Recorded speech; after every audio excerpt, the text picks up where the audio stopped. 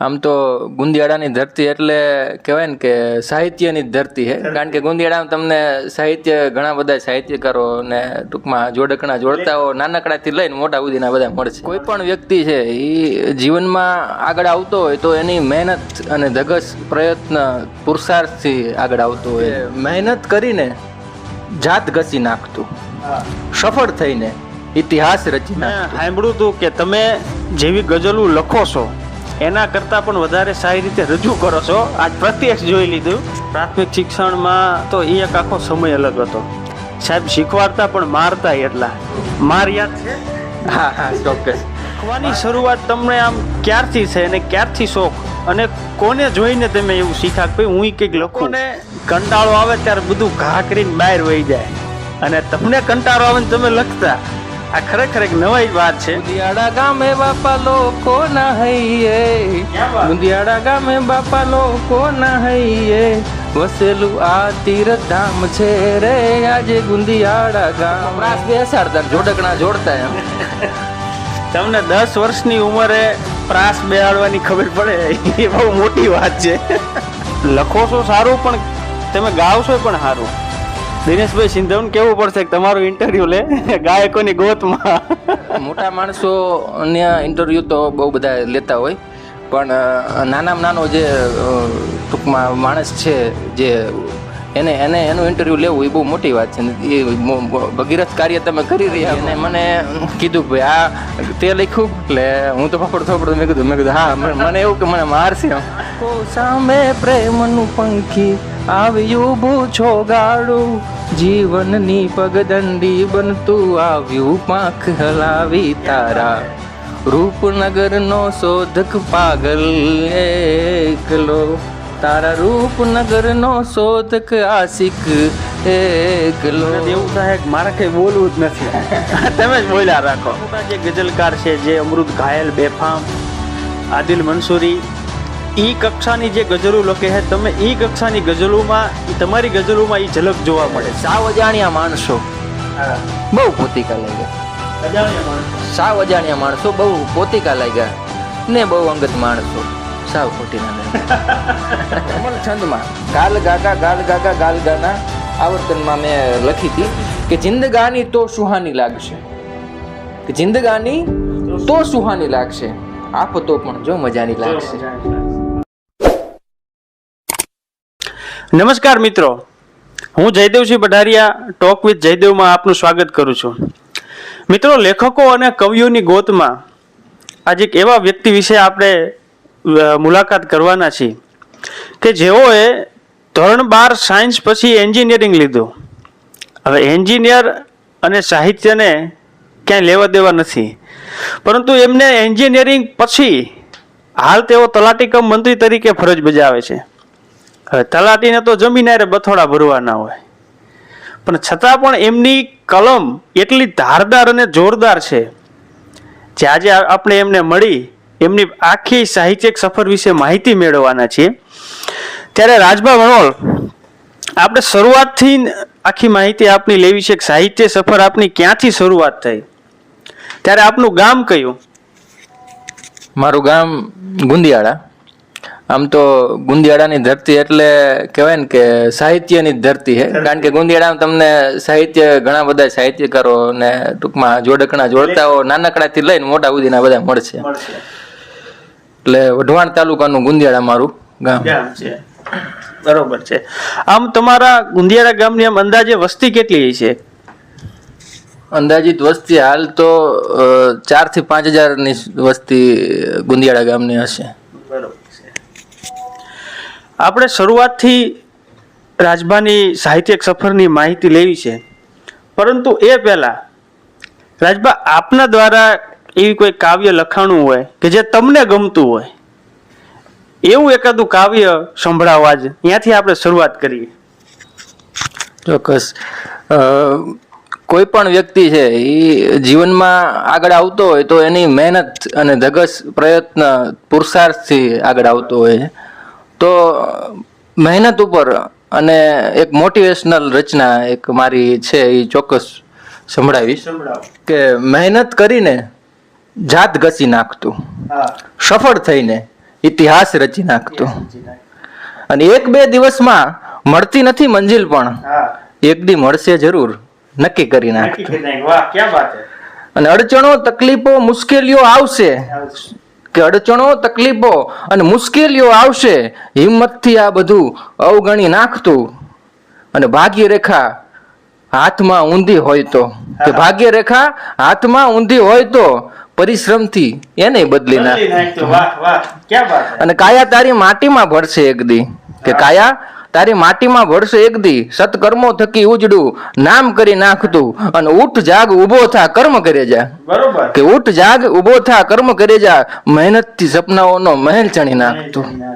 અને છેલ્લી પંક્તિ, કે બીજા ભરોસે ક્યાં સુધી બેઠો રહીશ રાજ, કે બીજા ભરોસે ક્યાં સુધી બેઠો રહીશ રાજ, સફળ થવા રસ્તો તારો જાતે બનાવી નાખતું. વાહ રાજભાઈ, ક્યાં વાત હે. મેં સાંભળ્યું હતું કે તમે જેવી ગઝલો લખો છો એના કરતા પણ વધારે સારી રીતે રજૂ કરો છો. આજ પ્રત્યક્ષ જોઈ લીધું. આપને ખૂબ ખૂબ અભિનંદન. હવે આપની ગઝલ તો ઊંચો હોય જ છે, પણ મારે શરૂઆતથી માહિતી જાણવી છે. આપનો જન્મ પણ ગુંદિયાળા ગામમાં જ થયો હોય છે, ત્યારબાદ આપનું બાળપણ ગામમાં જ વીત્યું હોય છે, તો આગળ આપને પ્રાથમિક શિક્ષણ ક્યાં લીધું? મેં 1 થી 7 સુધી પ્રાથમિક શિક્ષણ છે ગુંદિયાળાની પ્રાથમિક શાળામાં લીધું. અને ત્યારબાદ 8, 9, 10 3 ધોરણ હું ભગવતધામ ધાંગધ્રા ગુરુકુલ ત્યાં મેં ભણ્યો. અને 11-12 સુરેન્દ્રનગર એસપી સરદાર પટેલ સ્કૂલમાં મેં 11-12 સાયન્સમાં અભ્યાસ કરી. અને ત્યારબાદ એન્જિનિયરિંગની અંદર ઇલેક્ટ્રોનિક્સ એન્ડ કમ્યુનિકેશનમાં રાજકોટ ગવર્મેન્ટ એન્જિનિયરિંગ કોલેજમાં મેં 4 વર્ષ કર્યા. ત્યારબાદ પ્રાઇવેટ કંપનીઓમાં નોકરી કરી છે, જેમાં સુરતમાં ઓરાબિટ્સ ઇન્ટરનેશનલ પ્રાઇવેટ લિમિટેડમાં મેં 1.5 વર્ષ નોકરી કરી. ત્યારબાદ વર્ષક જેવી તૈયારી કરી અને પછી ત્યારથી હું છે આ તલાટી કમ મંત્રી તરીકે નોકરી કરું છું અત્યારે હાલ. આપે કીધું કે પ્રાથમિક શિક્ષણ આપે ગામમાં જ અભ્યાસ કર્યો. કોઈ પણ વ્યક્તિના જીવનમાં જે એનો પાયો જે છે, જે પ્રાથમિક શિક્ષણ, એ ખૂબ મહત્વનો ભાગ ભજવતો હોય છે. કારણ કે પ્રાથમિક શિક્ષણ જ એક એવું ભાગ છે જીવનનો કે એમાં વ્યક્તિ વિકાસ અને એની અંદર રહેલી અલગ અલગ કળાઓ વિકાસ પામતી હોય છે. ત્યારે આપે પ્રાથમિક શિક્ષણ આનું જીવન દરમિયાન અભ્યાસ આપનું કેવું રહ્યું એના વિશે થોડુંક જાણવું છે. પ્રાથમિક શિક્ષણમાં મેં સરકારી શાળામાં અભ્યાસ કર્યો છે. અને આપણા સમયે તો ખાસ એટલું બધું પ્રાઇવેટ સ્કૂલોનું એટલું બધું નહોતું, પણ પ્રાથમિક શિક્ષકો જ એટલા ઊંચા હતા કે એમને જે આપણને શીખવાડ્યું છે આપણી ક્યારેય ભૂલી જ નથી શકતા. કે આપણો જે પાયો છે, મારું પહેલેથી ગણિત મજબૂત હતું, તો એનું કારણ અમારા દેવજી સાહેબ. કારણ કે એ રીતે એ લોકો આપણને શીખવાડતા હતા. આપણે પાટીમાં લખતા હતા, પણ એ રીતે આપણે સરવાળા બાદબાકી ગુણાકાર કરતા કરતા બધી ટૂંકમાં સમીકરણો એવી રીતે શીખી ગયા કે આજીવન ટૂંકમાં હજુ હાલે આપણે એ ટૂંકમાં ભૂસાતું નથી, હાલે બધું આપણને યાદ છે. એટલે જે પ્રાથમિક શિક્ષણ છે એનો ટૂંકમાં અમારા ગુંદિયાળાનો જે પ્રાથમિક શાળાના શિક્ષકો અમારા જે હતા એમનો ખૂબ મોટો એમાં સારો એવો મને ઘડતર કરવામાં એમનો ફાળો છે. પછી પ્રાથમિક શિક્ષણમાં તો એ એક આખો સમય અલગ હતો. સાહેબ શીખવાડતા પણ મારતા એટલા. માર યાદ છે? હા, ચોક્કસ. કે હા, માર પણ ખાધેલો અને કદાચ એના કારણે જ આપણે અહીંયા સુધી પહોંચ્યા. જ્યારે પણ આપણે કંઈક ને કંઈક તોફાનો કરતા કે ભણતા નહીં ત્યારે માર પડતો, અને મારને લીધે આપણે સાચા રસ્તે આપણને લાવતા. એ માર આપણને સાચા રસ્તે વાળવા માટે હતો અને એ ખરેખર જરૂરી હતો.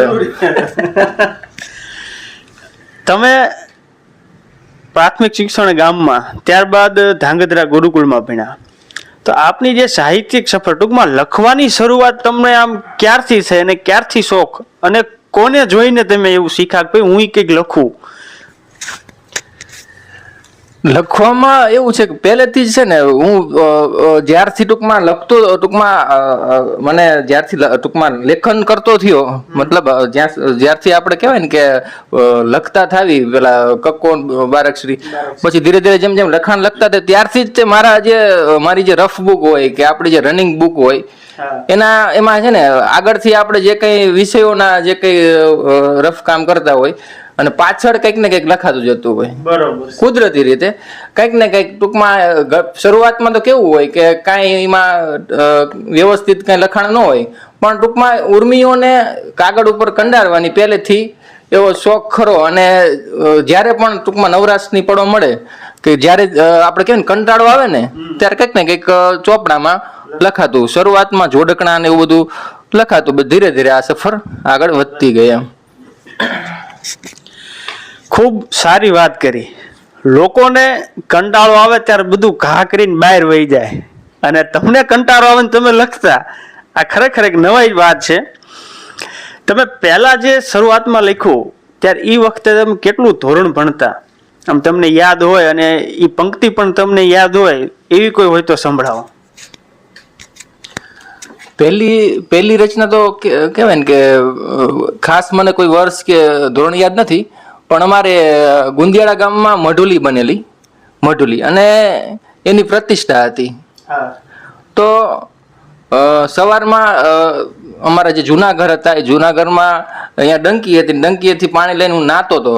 નાતા મઢુલીની પ્રતિષ્ઠાના જે ત્યાં ગીતો ટૂંકમાં વાગતા હતા ત્યારે એક રચના મેં ટૂંકમાં ઓન ધ સ્પોટ ત્યારે ટૂંકમાં ગાયની શરૂ કરેલી, ટૂંકમાં ગાયેલી. તમારે કેટલા વર્ષ? ઉંમર બહુ નાની હશે એ વખતે 9-10 વર્ષ હશે કદાચ, 10-11 વર્ષ. એટલે એ વખતે એક રચના રચેલી અને એ વખતે જ ગાયેલી કે ભાઈ મઢુલી પ્રતિષ્ઠા મહોત્સવ રે આજે ગુંદિયાળા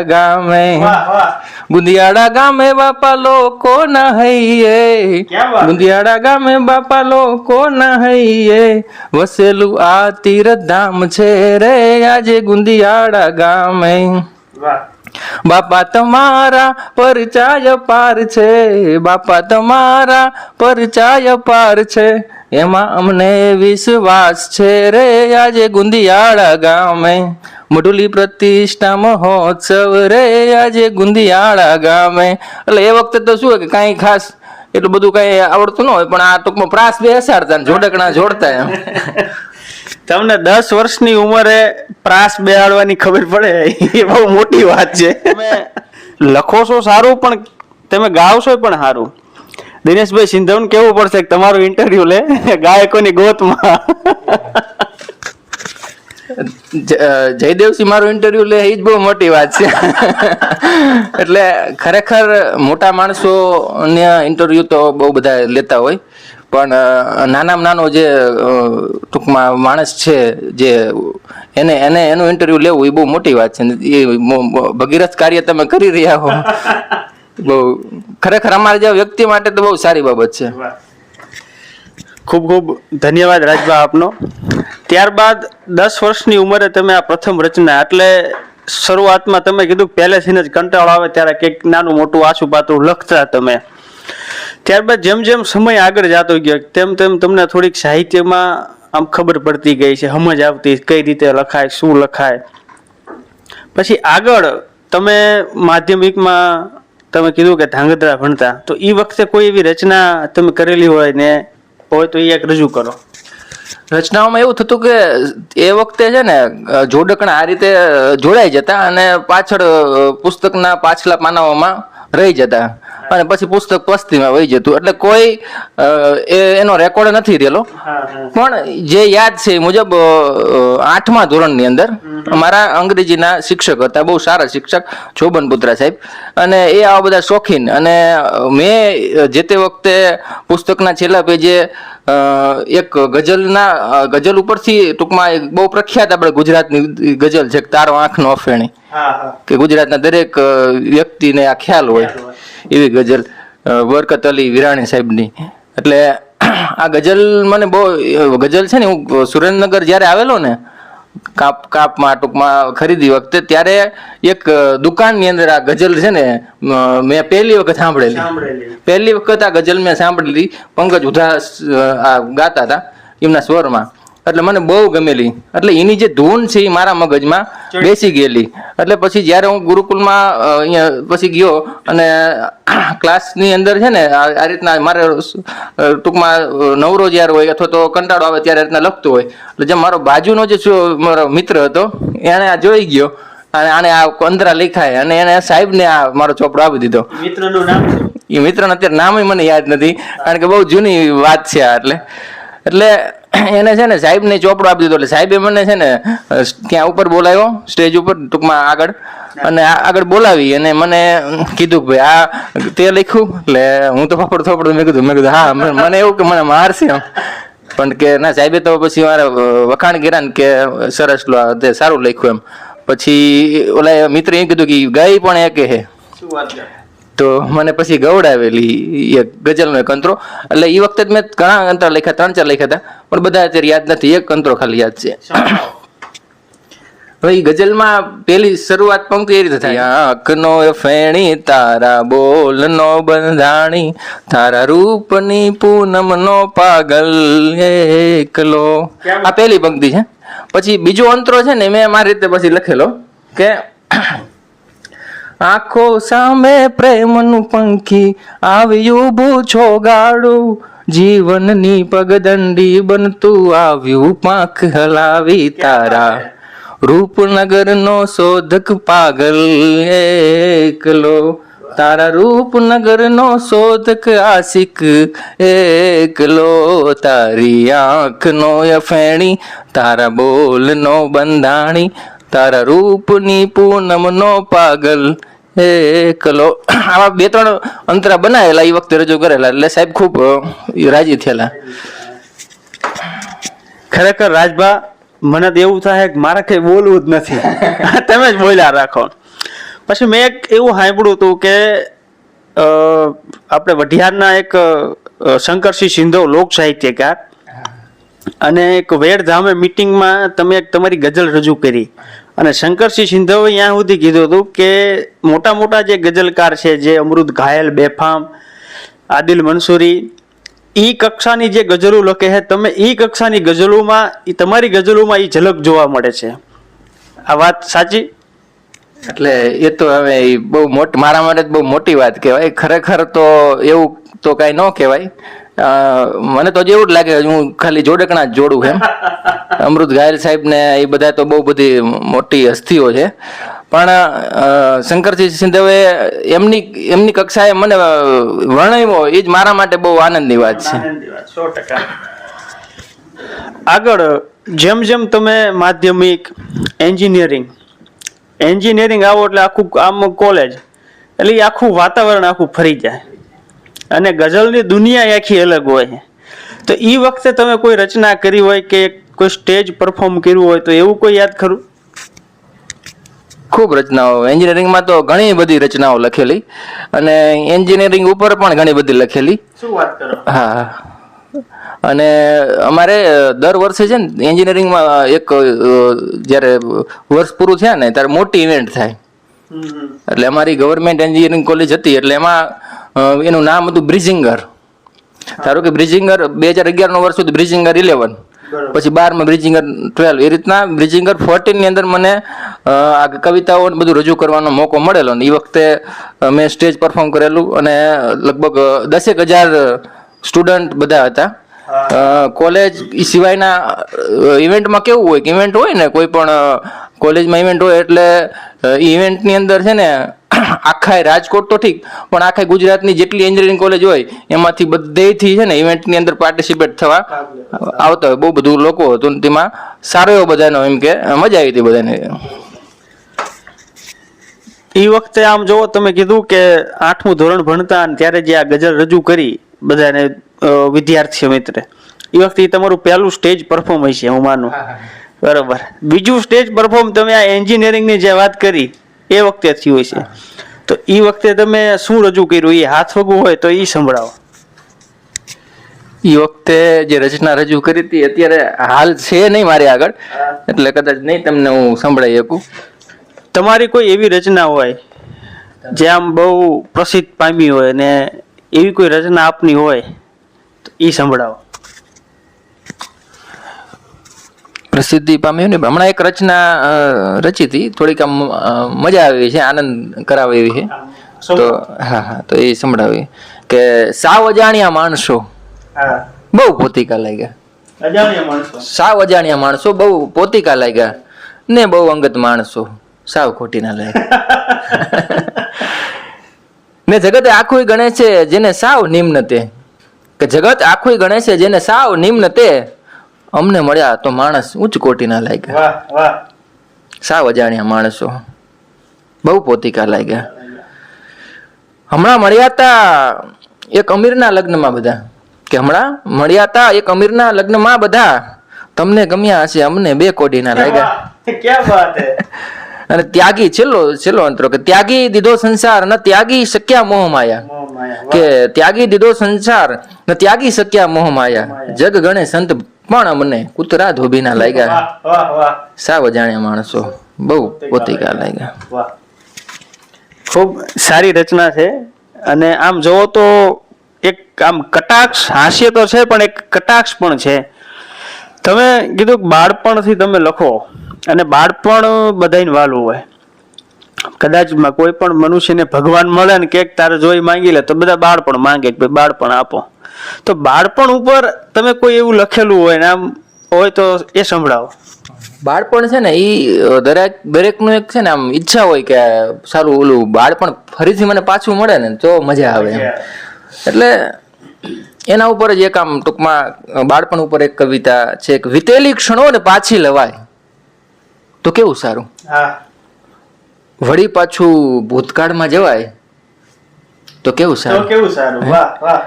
કે જૂનું માટીનું ઘર, કે જૂનું માટીનું ઘર ચૂના પથ્થરની નિશાળ, કે જૂનું માટીનું ઘર ચૂના પથ્થરની નિશાળ, આ બધું ફરીથી સજીવન થાય તો કેવું સારું. કારણ કે કઈ છે ને અત્યારે માટીનું ઘર નથી, ચૂના પથ્થરની નિશાળ હતી એ હાલ નથી, અહીં નવી બિલ્ડિંગ બની ગઈ છે. એટલે કે જૂનું માટીનું ઘર ચૂના પથ્થરની નિશાળ, બધું ફરીથી સજીવન થાય તો કેવું સારું. અને પાટીમાં એકડો ઘૂંટતા કક્કો બારખડી બોલતા, કે પાટીમાં એકડો ઘૂંટતા કક્કો બારખડી બોલતા, વર્ગખંડનો એ ઘોંઘાટ ફરી સંભળાય તો કેવું સારું. અને નાનપણમાં બનાવેલા રેતીના ઘર યાદ આવે છે, કે નાનપણમાં બનાવેલા રેતીના ઘર યાદ આવે છે, ફરી રેતીમાં રમતો રમાય તો કેવું સારું. અને વરસાદમાં નાતા કાગળની હોડીઓ બનાવતા, કે વરસાદમાં નાતા કાગળની હોડીઓ બનાવતા, ફરી પાણીમાં છબછબિયા કરાય તો કેવું સારું. અને બધાને બાળપણની યાદ બહુ આવે છે, કે બધાને બાળપણની યાદ બહુ આવે છે, કહે રાજ ફરી નાનું થવાય તો કેવું સારું. વાહ રાજબા, તમે જે હોળીની વાત કરી, ઓલો એક શેર હે ને કે ભાઈ બાળપણમાં તો અમે અમીર હતા, કે બાળપણમાં તો અમે અમીર હતા. ઈ ઓલો જે વરસાદ જે જાય ને એમાં અમારે વાહન હાલતા, અને આપણે જે હોળીઓ બનાવી અને જે મૂકતા. પ્રસિદ્ધ છે ને એ દોલત ભી લે લો, ये दौलत भी ले लो, ये शोहरत भी ले लो, चाहे छीनो मुझसे मेरी जवानी, मगर मुझको लौटा दो वो बचपन का सावन, वो कागज की कश्ती, वो बारिश का पानी है. એટલે બાળપણ તો બાળપણ હોય યાર. 100%. ખૂબ સારી એવી રચના આપને સાંભળી. તમારા જ ગામના દિલીપસિંહે પણ એક બાળપણ વિશે લખ્યું હતું, એ પણ એમને સંભળાવ્યું હતું આપણે ગયા ઇન્ટરવ્યુમાં. એટલે આમ જોવો તો બાળપણ એક એવી કહેવાય ને કે માણસ ગમે એવો દુઃખી હોય ને બાળપણ યાદ આવે ને એટલે એને હાસ્ય આવી જ જાય. એનાથી આગળ હવે આપણે થોડાક આમાં હાલીએ કે હાલમાં જ કોઈ એવી તમે રચના લખી હોય આમ ગરમા ગરમ હોય કે ભાઈ 2-4 દિવસ થયા હોય ને તમે લખી હોય તો એવી એકાદી રચના સંભળાવો. કારણ કે આજ તો મને એમ થાય કે મારે કઈ બોલવું જ નથી, તમને જ સાંભળવા છે. છેલ્લે હમણાં જે રચના લખી છે એ સંભળાવું છું કે જિંદગીમાં ઈશ તારો સહારો જોઈએ. ઈશ એટલે ઈશ્વર, કે જિંદગીમાં ઈશ તારો સહારો જોઈએ, મધદરિયે ફસાયો છું કિનારો જોઈએ. અને હજુ દુઃખોને આપો સહી લઈશ પણ, કે હજુ દુઃખોને આપો સહી લઈશ પણ, હરેક શ્વાસે હરિનામનો ધબકારો જોઈએ. અને શક્ય તેટલો સ્વભાવ સુધારવો જોઈએ, કે શક્ય તેટલો સ્વભાવ સુધારવો જોઈએ, દુર્ગુણોનો જીવનમાંથી જાકારો જોઈએ, અને ક્યાં સુધી એક તરફી વાત કરવી ઈશ, વાહ કે ક્યાં સુધી એક તરફી વાત કરવી ઈશ, કોઈક વાર તો તમારો હોકારો જોઈએ. વાહ અને છેલ્લો અંતરો કે શત્રુઓને પણ મિત્રો બનાવી શકાય, વાહ કે શત્રુઓને પણ મિત્રો બનાવી શકાય, સાચો સમજણો સમજાવનારો જોઈએ, જિંદગીમાં ઈશ તારો સહારો જોઈએ, મધદરિયે ફસાયો છું કિનારો જોઈએ. વાહ રાજભા વાહ, ખરેખર આમ મજા આવે એમ થાય કે તમને હાંભળા જ રાખવી, કારણ કે તમે જે ગઝલો લખો છો એનાથી વધારે તમારી આગવી છટામાં તમે રજૂ કરો છો. આ એક ભગવાને તમને એક દેન આપી છે ખરેખર. રાજ તમારું તખલ્લુસ, એના વિશે થોડીક વાત કરો કે તખલ્લુસ કઈ રીતે અને શા માટે રાખતા હોય લોકો? તખલ્લુસ છે ને આમ તો એક કાવ્યોની અંદર એની એક પ્રતિબિંબ રહે કવિનું, એના માટે રાખતા હોય કે ઓળખ ઊભી થાય અને એને એનાથી ઓળખાઈ જાય એમ. હા હા હા, એટલે કેમ કે મરીજ છે તો મરીજ તરત આપણે એને ઓળખી જઈએ એમ, કે ઘાયલ, એટલે એ રીતે અને સારી રીતે ઈ કાવ્યની અંદર ગોઠવાઈ જાય, બધે એનો ઉપયોગ પણ સારી રીતે થઈ કે એવી રીતે એના માટે બધા રાખતા હોય. હવે આપના દ્વારા કોઈ એવો કાવ્ય સંગ્રહ કે ગઝલ સંગ્રહ પ્રકાશિત થયો હોય અથવા તમે લખતા હોય એવું કોઈ ખરું? કાવ્ય સંગ્રહ તો એવો પહેલા પ્રથમ તો કોઈ દિવસ એવા હેતુથી મેં લખી જ નથી, કારણ કે મેં વાત કરી ને કે જ્યારે સૌથી વધારે કંઈક હું દુઃખમાં હોય ત્યારે કવિતા લખાઈ જાય, આનંદમાં હોય તોય લખાઈ જાય, અને કાંઈક સ્ટ્રેસ હોય તણાવ હોય ત્યારે કાંઈક લખાય. બાકી હું સ્પેશિયલ લખવા બેસું એવું તો ક્યારેય બન્યું જ નથી કે હું પોતે આમ ઈચ્છાથી લખવા બેસું એમ, કે કાંઈક એવી જીવનમાં ક્ષણ આવે અને ઓટોમેટિક કાંઈક કહેવાય ને કે આપણે કેમ કોઈને મિત્રની જરૂર હોય, કોઈકને એમ કે વાત કહી દે હળવો થઈ જાય એમ હું કાંઈક લખી નાખું ને એટલે હું હળવો થઈ જાઉં, એટલે એવી રીતે લખાતી હોય. અને આમ ખરેખર તો કહેવાય ને કે નિજાનંદ માટે અત્યાર સુધી જે કંઈ લખાણું એ નિજાનંદ માટે લખાણું છે, એટલે બીજાને માટે આપણે પ્રકાશિત કરવું કે એવું ક્યારેય હેતુ આવ્યો નથી, એટલે આપણે અત્યાર સુધી કોઈ એવો કાવ્ય સંગ્રહ નથી. પણ એટલે સંત અખૈયાજી સાહિત્ય કલાવૃંદમાં જોડાવ્યા પછી તેમાં દરેક લેખકો અને ઉગતા જે સિતારાઓ છે કે જે નવોદિત છે અને જે ટૂંકમાં બહુ એટલા બધા આગળ નથી આવ્યા પણ પોતે કંઈક લખે છે, તો એવા લોકો, એવા જે કવિઓ છે એમની જે રચનાઓ છે એને પ્રોત્સાહિત કરવા માટે સંત અખૈયાજી સાહિત્ય કલાવૃંદ એમની બધી કવિતાઓ મંગાવી હતી. એમાંથી મારી એક રચના એ લોકોએ પસંદ કરી અને એને એમાં એમ સ્થાન આપ્યું હતું. ભીતરનો નાદ કરી અને જે પુસ્તક આવ્યું તેમાં મારી એક રચના રજૂ થયેલી છે. બાકી કોઈ એવો મારો સ્પેશિયલ કોઈ કાવ્ય સંગ્રહ છે નહીં. આપણે કીધું કે ભીતરના નાદમાં આપની કૃતિ પસંદ થઈ હતી, એ સાંભળીએ. ચોક્કસ. ભીતરના નાદમાં જે રચના આપણે પસંદ થઈ હતી એ છે ને મેં મારી આમ કહેવાય ને કે પહેલી એવી રચના કે જે મેં ટૂંકમાં બંધારણમાં લખવા પ્રયત્ન કરેલો. હા, એટલે એ છે ને રમલ છંદમાં ગાલ ગાગા ગાલ ગાના આવર્તનમાં મેં લખી હતી કે જિંદગાની તો સુહાની લાગશે, કે જિંદગાની તો સુહાની લાગશે, આફતો પણ જો મજાની લાગશે, અને હારવાથી જે કદી ના થાકશે, હારવાથી જે કદી ના થાકશે, જીત તો તેને મસ્તાની લાગશે. અને વાત જગને જો કહીશ દુખો તણી, કે વાત જગને જો કહીશ દુખો તણી, આ જગતને તે કહાની લાગશે. અને રાહ સાચી જો બતાવું એમને, કે રાહ સાચી જો બતાવું એમને, તે પણ દરમિયાનગીરી લાગશે. અને જીવશે જે જિંદગીને મોજથી, કે જીવશે જે જિંદગીને મોજથી, મોત પણ એને મજાની લાગશે. આ એક ભીતરના નાદમાં મારી એક રચના સૌ પ્રથમ ગ્રંથિત થયેલી હોય તો આ એક રચના. ભીતરનો નાદ પુસ્તક છે. આ ભીતરનો નાદ પુસ્તક કેમેરા સામે રાખશો. અને આ મારી રચનાને તેમાં સ્થાન આપવા માટે સંત અખૈયાજી સાહિત્ય કલાવનો આ તકે હું ખૂબ ખૂબ આભાર માનું છું. અને આના જે કાંઈ જે આખું વૃંદ જે ચલાવે છે એ આખી ટીમને પણ હું ખૂબ ખૂબ અભિનંદન આપું છું. તમે કીધું કે હું ગદ્ય પણ તો લખો, પદ્ય તો લખો છો પણ સાથે ગદ્ય પણ લખો છો, તો ગદ્યમાં કોઈ એવી આપની કોઈ લખાણ કોઈ પ્રકાશિત થયું હોય એવું કોઈ ખરું? એમ કહેવાય ને કે ગદ્યની અંદર છે ને કોઈ મોટી એવી વાર્તાઓ કે કોઈ લખાણ પુસ્તકો કે એવું કાંઈ નથી. જે કાંઈ લખાણું છે એ ફક્ત ને ફક્ત મેં તમને વાત કરી એમ આપણા નિજાનંદ માટે કે એના માટે લખાણું છે. અને બહુ તૂટક હોય, નાનું મોટું લખાણ હોય કે કોઈ ટૂંકમાં જીવન વિશેની બધી વાતો ઝીણી હોય પણ ક્યારેય પ્રકાશિત નથી થઈ અને આપણે એ હેતુ માટે કરી નથી. પણ હમણાં જ સંત ખૈયાજી સાહિત્ય કલા દ્વારા જે સમાજની અંદર જે મોટા મોટા ભક્તો અને એ થઈ ગયા હોય, સંતો ભક્તો થઈ ગયા હોય, એમના જીવન વિશે એમના જીવનને ઉજાગર કરવાનું એક બહુ મોટું સારું કાર્ય થઈ ગયું.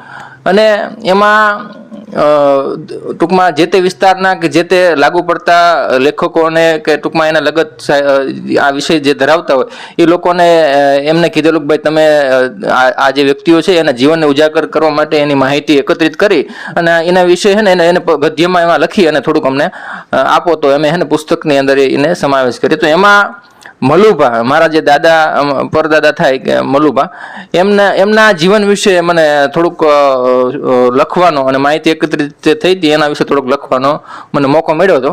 એટલે એ એક પુસ્તકની સંતોના સંસ્મરણ પુસ્તક જે આવ્યું એમાં એમના જીવન વિશેની જીવન ઘડતર જે જીવનની વાતો છે એમના જીવન દર્શન એમનું એ એક મેં લખ્યું છે અને એ એક થોડુંક પ્રકાશિત થયું છે. સંતો તમારા મલુભા તમારા પરદાદા એ ભગત હતા, તો કદાચ હું માનું કે એમનો જ વારસો તમારામાં આવ્યો હોય છે તો તમે અહીં સુધી પહોંચી શકો. એમના આશીર્વાદ અને વારસો બંને. કારણ કે સંત, સપૂત અને તુમડા આ ત્રણેયનો એક જ સ્વભાવ, એ તારે પણ મારે નહીં, એને તો તારિયા ઉપર જ ભાવ હોય. આ સિવાય આગળ કે આ આપણા ઇન્ટરવ્યુમાં કોઈ માહિતી રહી જતી હોય અને તમને કહેવાની ઈચ્છા હોય કે કોઈ એવી રચના રજૂ કરવાની ઈચ્છા હોય તો આપ રજૂ કરી શકો. એટલે એક મારી જે રચના છે એ સૌને સંભળાવી અને આપણે કદાચ આ ઇન્ટરવ્યુને પૂરું કરશું કે તમે કેમ ઉતાવે રાખો? મને મજા આવે સંભળાવો. મજા આવતી છે આપણે ચાલુ રાખશું પણ આપણા આમ કહેવાય વિડીયો લાંબો થઈ જાય અને આપણા દર્શક મિત્રો છે એમને પછી કંટાળો ન આવે કે દર્દો વચ્ચે જીવતા શીખી લ્યો. એટલે આ રચના છે ને મેં તલાટીમાં લાગ્યા પછી એની જે પાયાની તાલીમ આવે, પાયાની તાલીમ જુનાગઢ શશીકુંજ ખાતે મારી પાયાની તાલીમ હતી, તો ત્યાં મેં આ રચના લખેલી કે દર્દો વચ્ચે જીવતા શીખી લ્યો, ભીની આંખે હસતા શીખી લ્યો. કે દર્દો વચ્ચે જીવતા શીખી લ્યો, ભીની આંખે હસતા શીખી લ્યો, અને રમે ભલે રમત જિંદગી એની ભેળાએ રમતા શીખી લ્યો. અને સાવ એકલ વાયુ ન જીવો, સાવ એકલ વાયુ ન જીવો, સૌની ભેળા ભળતા શીખી લ્યો. અને જો પામવી હોય સુંદરતા તો ઝરણા જેમ પડતા શીખી લ્યો. અને બહુ વિવાદમાં મજા નથી, કે બહુ વિવાદમાં મજા નથી, વખત આવીએ વળતા શીખી લ્યો.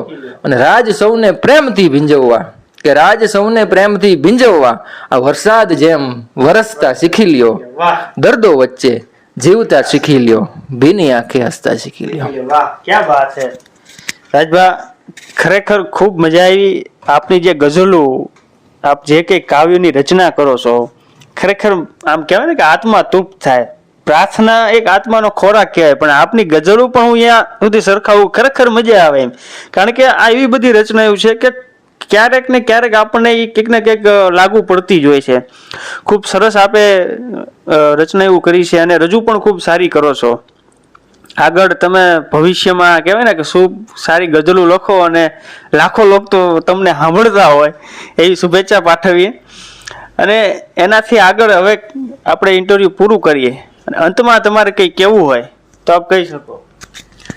અંતમાં એ જ કે આ ઇન્ટરવ્યુ મારું કોઈ લે કે એક હજારનો કંઈ માણસ નથી કે એવડો મોટો કંઈ કવિ કે ગઝલકાર કે તમે જે આપ્યું મને કે એવો મોટો માણસ નથી, પણ આવા નાનકડા માણસ નહીં, પણ તમે અહીંયા સુધી બેસાડીને આવું તમારા દર્શકો સુધી મને પહોંચાડ્યો એ બદલ ખરેખર આપનો ખૂબ ખૂબ આભાર. તો હવે આપણે આ ઇન્ટરવ્યુ પૂરું કરવી છીએ અને ભવિષ્યમાં ખૂબ આગળ વધો અને જ્યારે તમે મોટા ગઝલકાર શાયરી રજૂ કરો ત્યારે પણ આપણે ફરીવાર આપનું ઇન્ટરવ્યુ લઈશું. એ વખતે આપશો ને ઇન્ટરવ્યુ? ચોક્કસ આપશું. ખૂબ ખૂબ ધન્યવાદ આપનો. આ સાથે આપણું ઇન્ટરવ્યુ પૂરું કરીએ.